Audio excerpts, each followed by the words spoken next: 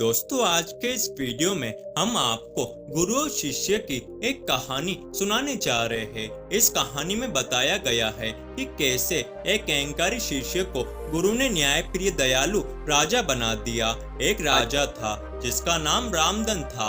उनके जीवन में सभी सुख थे। राज्य का काम काज भी ऐशो आराम से चल रहा था।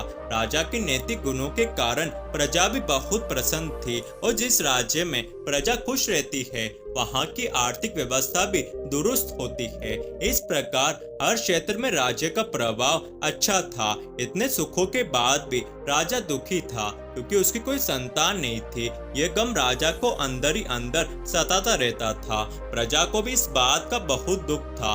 वर्षों के बाद राजा की ये मुराद पूरी हुई और उसे एक पुत्र की प्राप्ति हुई। पूरे नगर में कई दिनों तक जश्न मना। नागरिकों को राजमहल में दावत दी गई। राजा की इस खुशी में प्रजा भी झूम रही थी। समय बीतता जा रहा था। राजकुमार का नाम नंदन सिंह रखा गया। पूजा पाठ एवं बड़े इंतजार के बाद राजा को संतान प्राप्त हुई थी, इसलिए उसे बड़े लाड प्यार से रखा जाता था। लेकिन अति किसी बात की अच्छी नहीं होती। अधिक लाड प्यार ने नंदन सिंह को बहुत बिगाड़ दिया था। बचपन में तो नंदन की सभी बातें दिल को लुभाती थी, पर बड़े होते होते यही बातें बदतमीजी लगने लगती है। नंदन बहुत ज्यादा जिद्दी हो गया था। उसके मन में अहंकार आ गया था। वो चाहता था कि प्रजा सदैव उसकी जय जयकार करे, उसकी प्रशंसा करे। उसकी बात न सुनने पर वो कोलाहल मचा देता था। बेचारे सैनिकों को तो वो पैर की जूती समझता था। आए दिन नंदन सिंह का प्रकोप प्रजा पर उतरने लगा था। वो खुद को भगवान के समान पूछता देखना चाहता था। आयु तो बहुत कम थी, लेकिन अहम कई गुना बढ़ चुका था। नंदन सिंह के इस व्यवहार से सभी बहुत दुखी थे। प्रजा आए दिन दरबार में नंदन की शिकायत लेकर आती थी, जिसके कारण राजा का सिर लज्जा से झुक जाता था। ये एक गंभीर विषय बन चुका था। एक दिन राजा ने सभी खास दरबारियों को एवं मंत्रियों की सभा बुलवाई और उनसे अपने दिल की बात कही। वे राजकुमार के इस व्यवहार से अत्यंत दुखी थे। राजकुमार इस राज्य का भविष्य था।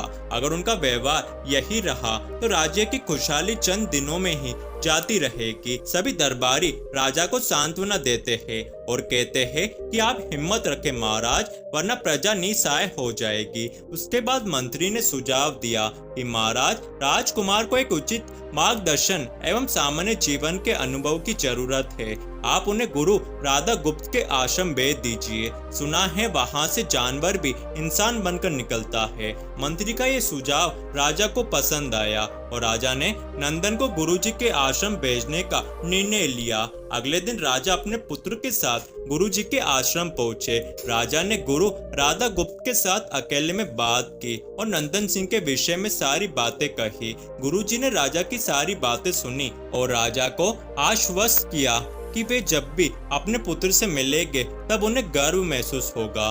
गुरुजी के ऐसे शब्द सुनकर राजा को शांति महसूस हुई और वे खुशी खुशी अपने पुत्र को आश्रम में छोड़कर राजमहल लौट गए। अगले दिन सुबह गुरु के खास चेले द्वारा नंदन को भिक्षा मांगकर खाने को कहा गया, जिसे सुनकर नंदन ने साफ इनकार कर दिया। चेले ने उसे कह दिया कि अगर पेट भरना है तो भिक्षा मांगनी होगी और भिक्षा का समय शाम की है, अन्यथा भूखा रहना पड़ेगा। नंदन सिंह ने अपनी अकड़ में चेले की बात नहीं मानी और शाम होते होते उसे भूख लगने लगी, लेकिन उसे खाने को नहीं मिला। दूसरे दिन उसने भिक्षा मांगना शुरू किया। शुरुआत में उसके बोल के कारण उसे कोई भिक्षा नहीं देता था, लेकिन गुरुकुल में सभी के साथ बैठने पर उसे आधा पेट भोजन मिल जाता था। धीरे धीरे उसे मीठे बोल का महत्व समझ आने लगा और करीब 1 महीने बाद नंदन को भरपेट भोजन मिला, जिसके बाद उसके व्यवहार में बहुत से परिवर्तन आए। इसी तरह गुरुकुल के सभी नियमों ने राजकुमार में बहुत से परिवर्तन किए, जिसे राधा गुप्त जी भी समझ रहे थे। एक दिन राधा गुप्त जी ने नंदन को अपने साथ सुबह सवेरे शहर पर चलने को कहा। दोनों शहर पर निकल गए। रास्ते पर दोनों ने बहुत बातें की। गुरुजी ने नंदन सिंह से कहा कि तुम बहुत बुद्धिमान हो और तुम्हें बहुत अधिक ऊर्जा है, जिसका तुम्हें सही दिशा में उपयोग करना आना चाहिए। दोनों चलते चलते एक सुंदर बाग में पहुंच गए, जहां बहुत सुंदर सुंदर फूल थे, जिनसे बाग महक रहा था। गुरुजी ने नंदन को बाग से पूजा के लिए गुलाब के फूल तोड़ने को कहा। नंदन जड़ से सुंदर सुंदर गुलाब तोड़ लाया और अपने गुरु के सामने रख दिए। अब गुरुजी ने उसे पास ही के पेड़ में से नीम के पत्ते तोड़कर लाने को कहा। नंदन वो भी ले आया। अब गुरुजी ने उसे एक गुलाब सूंघने दिया और कहा, बताओ कैसा लगता है।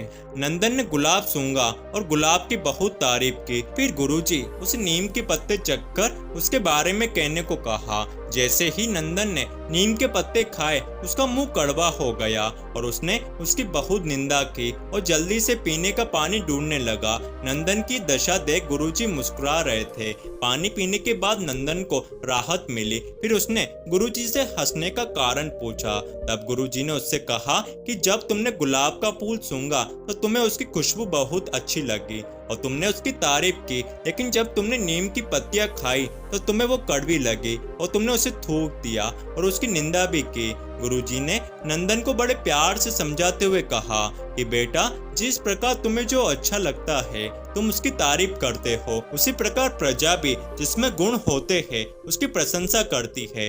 अगर तुम उनके साथ दुर्व्यवहार करोगे और उनसे प्रशंसा की उम्मीद करोगे तो वे ये कभी दिल से नहीं कर पाएंगे। इस प्रकार जहाँ गुण होते हैं वहाँ प्रशंसा होती है।